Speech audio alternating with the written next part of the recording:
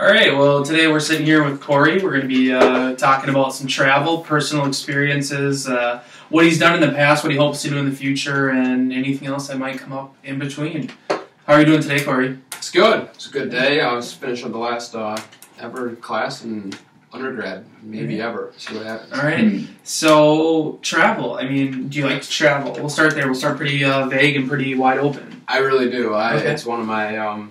I really like to travel a lot, whether it's going on road trips, whether it's flying. I've done some pretty crazy road trips. Just kind of, I've all been domestic. Well, for the most part. I'm not really counting Mexico and Bahamas, because that's like America, pretty much. Yeah. So you mentioned you do road trips and you do flight. Would you rather do a road trip or flight? You know, it depends. I've done road trips with some of my really good friends, and it's a bond that we always have from it. Gone to Colorado. That's kind of like the annual one. Go out to skiing in Breckenridge and whatnot.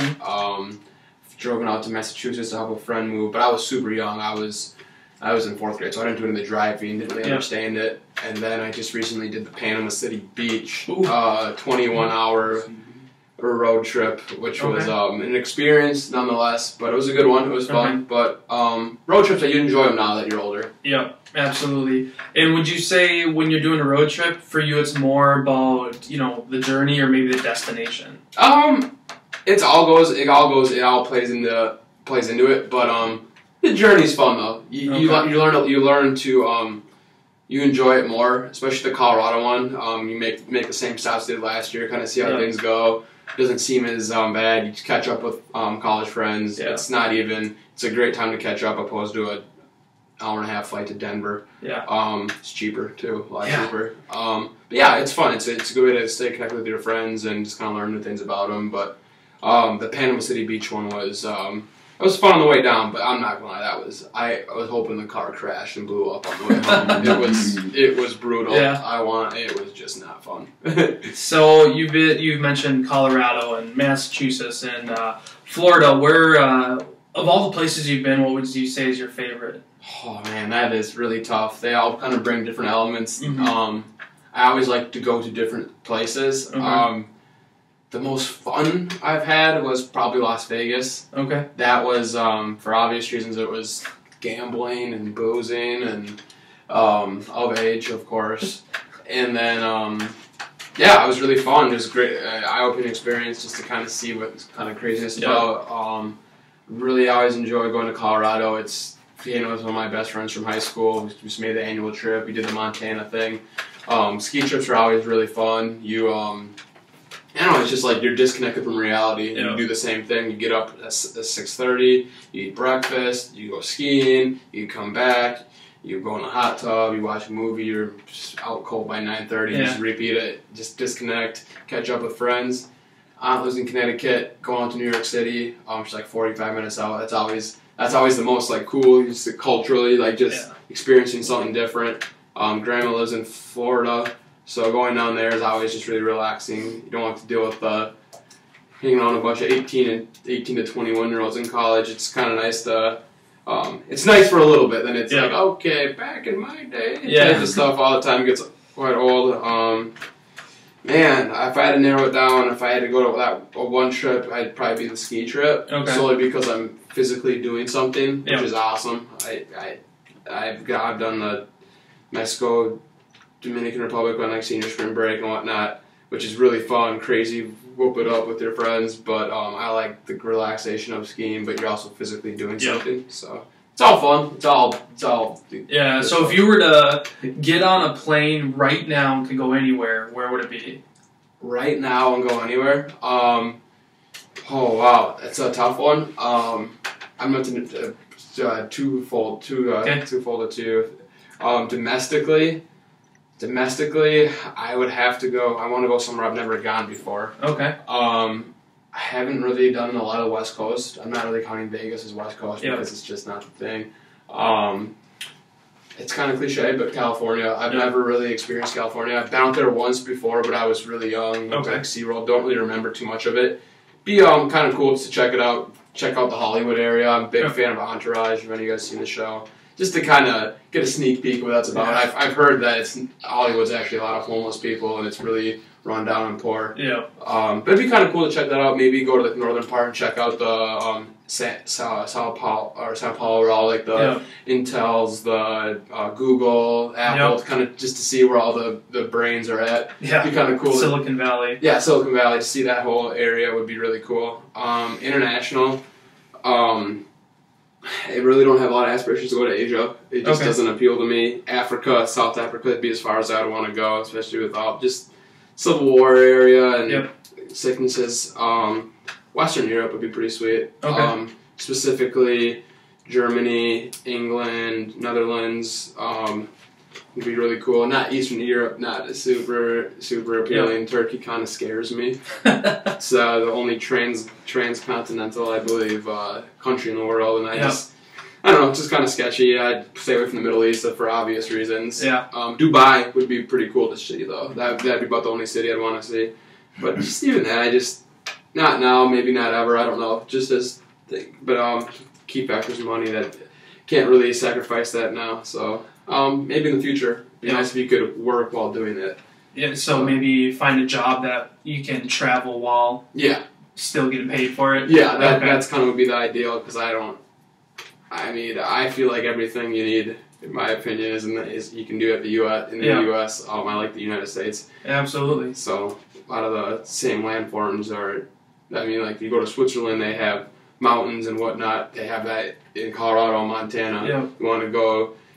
It's a lot of the same stuff. It's just you're in a different country. But yeah, I'm a big fan of the U.S. I just like staying. It's easier. Anywhere in the U.S. that you really want to go but you haven't been? I know you mentioned California, but anywhere else? Yeah, for sure. Boston. I've done the East Coast swing a couple times. Said my aunt lives in Connecticut, gone to New York City. I haven't really, as far as the East Coast I've gone is New York City, which is obviously a pretty big city, but it'd be kind of cool to see East Coast from like Boston, Washington, D.C., make like a train trip, maybe station myself in Connecticut, and then take a train up and down the coast, go to Atlantic City, go to Philadelphia, spend like a day or two in each city. I think it'd be kind of cool. It'd be, it'd still be expensive, but it would be cheaper than flying abroad. You could even road trip it to Connecticut and then take trains from there if you want to do it cost effectively. I think that's kind of like where the heart of our nation's at. Maybe it's debatable, but it's kind of where like the most history is at. So it'd be kind of cool to check that out. Maybe make a ski trip out to Vermont as well. Make the East Coast some of it. That'd be kind of cool. So you kind of mentioned the rails and stuff, and unfortunately, unlike Europe, for example, we don't have a widespread rail system in the U.S. Do you think that'd be something that'd be nice to have in the U.S.?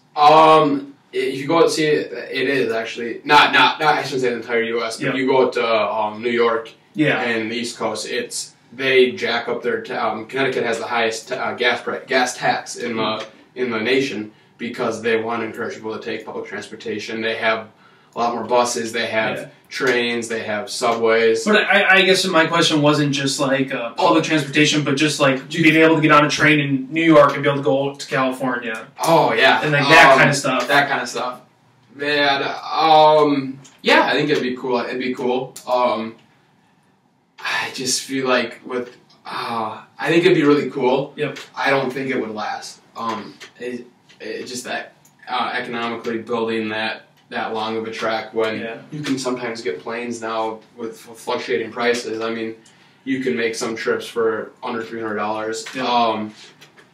It's a long, for that long, no, but a regional train system would be very cool, such as like Midwest. They have like buses that take to Chicago. I think they're currently in the process of making some sort of tram. I don't know. It'd be kind of cool if they could connect like Minneapolis, Detroit, or Minneapolis, Chicago, Detroit, type of deal like that.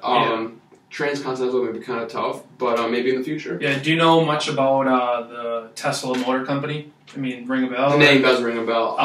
The founder, Elon Musk, is who some would widely consider one of the biggest innovators today, has an idea for what he calls the Hyperloop, which they are debuting in California in a 5-mile stretch this upcoming year, and it's something that he hopes to be a widespread, economical, transcontinental transportation system. Okay. I mean, how do you feel about something like that? I think California out of all the states needs to pick. I've been there, but I haven't really experienced it. They need to, from what I've told, that it's a horrible. Their traffic situation is awful. There's too many people. There's too much traffic. I think, and the way that their state is shaped, that it's not really across. It's more vertical. Yep. That I feel like that would be super beneficial, and they have to do something to figure out their pollution deal, the smog, and then just overpopulation. They need to figure out their public transportation system. Yep. What would you say is a place you've been to that you wouldn't want to go back to? Oh, that's a good question. That I wouldn't want to go back to. Probably, there's two spots. Okay. There's two spots that come to my head, and they both are in the south. Padre Island in Texas. Okay. Place was a crap hole. It's just economically depressed. Just not very nice. Their airport in Harlingen, I think it was called, was very crappy. And then the second would be Arkansas. Okay. I had a grandma. It's a long story, but I had a kind of a grandma that lived there. Okay. In Hot Springs, which is actually kind of a nicer area of Arkansas, but it's where Bill Clinton was from, actually. Yep. But it's just, I'm not a southern guy, I guess. Okay. Florida, parts of Florida are really cool, but that's not really the real South, in my opinion. Antebellum South, as they call it. Louisiana, Mississippi, Arkansas, Alabama. It's just, they're socially different. That's probably the best way to say it. Yep. Just not a fan. Cheaper cost of living. I mean, it's a good place to start somewhere, but just not a fan of the system and just kind of what it is. And then, is there any place that you haven't been to, but when it comes to mind, you think, I wouldn't want to go there? You wouldn't want to go there? Yeah. Probably Ferguson, Missouri. That's the first one. It's the first one that kind of comes to my mind. St. Louis. St. Louis. There's not a lot of. This is not a lot of appeal. It's a flyover state. Just not. I mean, maybe go see a Cardinals game would be about as far as I want to go. Okay. I really was actually interested to see a city such as like DC and Baltimore. Oh yeah, but, DC is great. With the recent thing in Baltimore, it's kind of like maybe not right now is the best time to go. Yeah. But hoping they figure things out over there. Yeah. All right. Well, thanks for talking about travel today, Corey. Yeah, no problem.